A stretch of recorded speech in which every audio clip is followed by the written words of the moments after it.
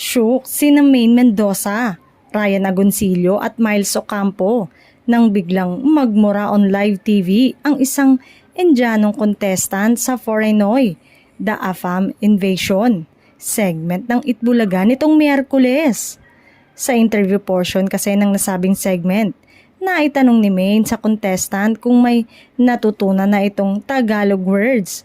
Umuo naman ang Foreignoy ng India at pasigaw pa nitong binanggit ang dalawang salitang mura na ikinagulat ng tatlong EB host. Maagap naman sina Maine, Ryan at Miles sa paghingi ng paumanin sa viewers at ipinaliwanag sa mga legit Dabarkads viewers na hindi ito sinasadya ng contestant.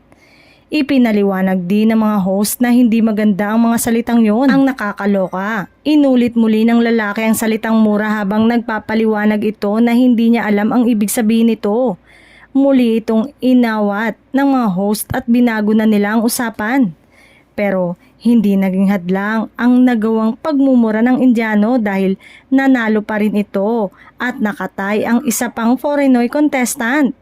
Pagka-announce ng winners, nakiusap si Ryan at Maine sa mga kababayan natin na mag-ingat sa mga ituturong Tagalog words sa mga dayuhan. Samantala, aabangan naman ang magiging reaksyon ng MTRCB sa insidenteng ito sa Itbulaga.